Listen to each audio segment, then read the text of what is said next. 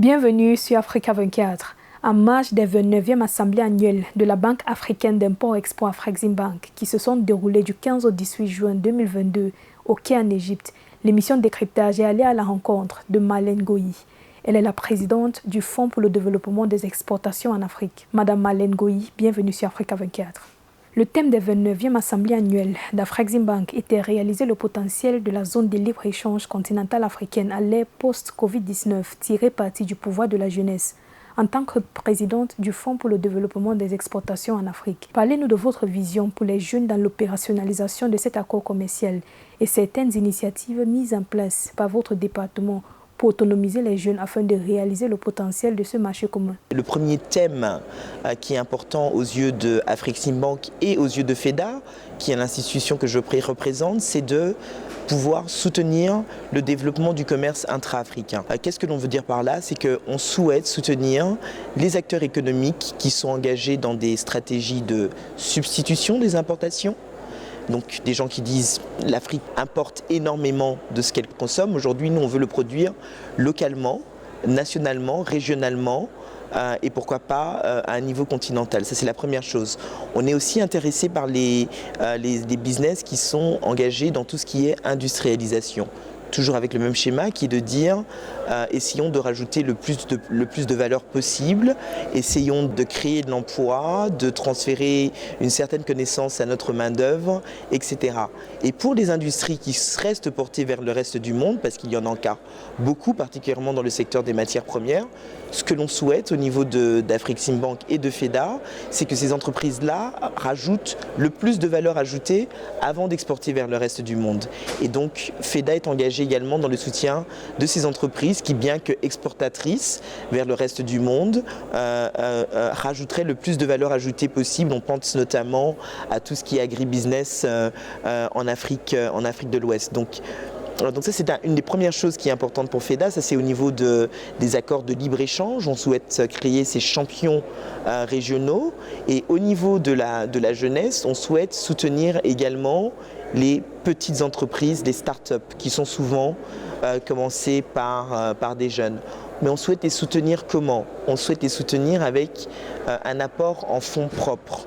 Ce qui est très très différent des apports en dette. Quand vous empruntez à la banque a besoin de garanties, la banque a besoin de remboursement, de principal et d'intérêt souvent très tôt dans le projet. Donc elle peut vous prêter le 1er janvier et dès le mois de mars, vous demandez déjà de payer une partie des intérêts et du principal. Or, quand on s'engage dans des programmes de croissance ambitieux, quand on s'engage dans des programmes de substitution d'importation, d'industrialisation, dans des stratégies de créer plus de valeur ajoutée pour exporter vers l'étranger, on a besoin de temps pour l'exécuter.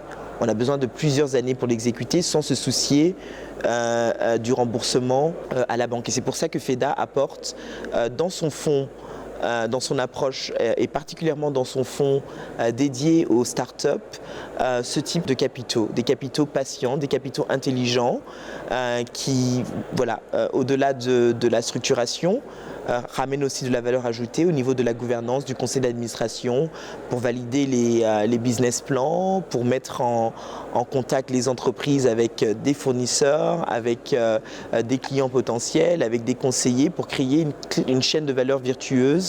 On est très très bien positionné pour faire cela. Pour optimiser les promesses et les avantages de la ZLECAf et pour exploiter des idées, des solutions et des actions innovantes, la jeunesse africaine doit être motivée et impliquée dans la mise en œuvre de politiques intégrées au niveau national, régional et continental. Quelles sont les opportunités, les défis et les outils d'autonomisation possibles pour impliquer les jeunes africains dans l'opérationnalisation de la ZLECAf? Moi, je pense que déjà la bonne nouvelle, c'est que quand on regarde les statistiques, on se rend compte que quand l'Afrique exporte vers le reste du monde, elle exporte en général des produits à faible valeur ajoutée. Et on essaie de changer ça au niveau de FEDA, mais c'est la situation aujourd'hui. Par contre, quand l'Afrique échange dans le commerce intra-africain, on se rend compte que c'est des produits qui sont beaucoup plus transformés et donc qui sont à plus forte valeur ajoutée. Donc ça, je pense que c'est déjà une statistique qui représente une énorme opportunité pour la jeunesse, qui est de dire peut-être que vous ne faites pas partie de ces grosses entreprises qui aujourd'hui exportent vers le reste du monde, mais l'opportunité intra-africaine est encore plus intéressante parce qu'au fait, c'est en général des opportunités avec déjà un historique d'exporter des valeurs, des biens et des services à plus haute valeur ajoutée. Donc ça, c'est la première chose. La deuxième chose aussi, c'est que je pense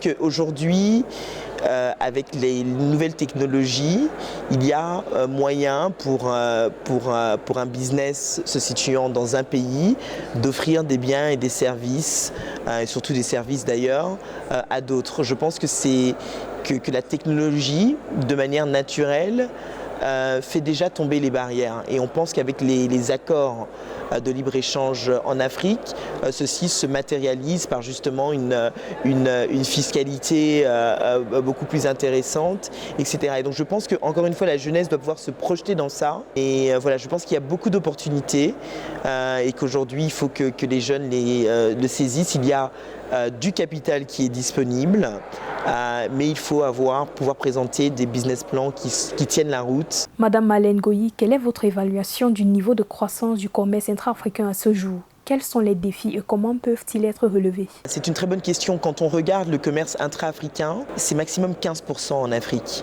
Et quand on regarde l'Europe et les États-Unis, donc les blocs d'Amérique du Nord et les blocs européens, le commerce intra-européen représente 60%, intra-Amérique du Nord à peu près 50 à 60% aussi.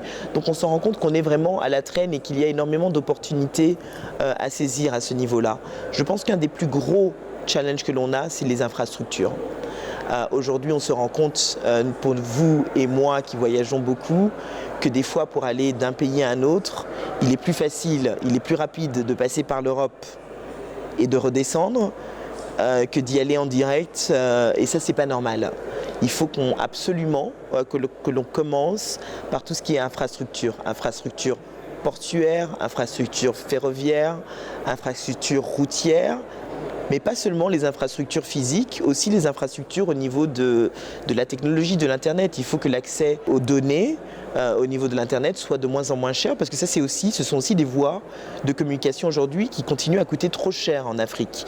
Aujourd'hui, vous savez, quand vous allez en Europe, le prix d'un abonnement Internet est quasiment est très faible, et donc ça veut dire que tout le monde a accès à cet échange d'informations. C'est aussi des moyens de distribuer, etc. Donc je pense qu'il faut qu'on se focalise sur ça. Ça demande des gros moyens, ça demande la mutualisation d'énormes moyens.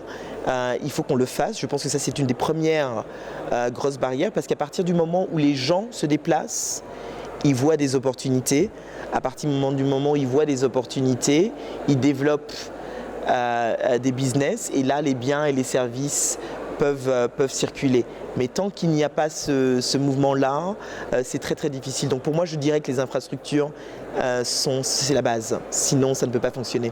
Les jeunes entrepreneurs africains ont de réelles difficultés à accéder au financement. Comment résoudre ce problème et quelles initiatives les gouvernements devraient-ils adopter pour soutenir les entreprises dirigées par des jeunes? Je pense que partout dans le monde, des jeunes ont du mal à accéder au capital. Je crois que partout dans le monde, même un non-jeune qui commence un business a du mal à accéder au capital, parce que je vais vous le dire, en fait, en général, au départ, quand vous commencez un business, les premières personnes à qui vous demandez de l'argent, ce sont vos amis et votre famille. Malheureusement, donc en général, c'est vraiment comme ça que les gens commencent. Regardez l'histoire des plus grandes boîtes telles que Apple ou Microsoft aux États-Unis, ou même Facebook. Vous verrez qu'au fait, le capital au départ, c'était des amis et la famille. Bien évidemment, ça représente un challenge en Afrique, c'est quelque chose qui manque. Au-delà de la famille et les amis, il y a ce qu'on appelle les business angels, qui sont des gens qui ont un petit peu de capitaux, qui ont envie de l'investir, de le diversifier, etc. On se rend compte qu'en Afrique, ce segment-là est manquant également.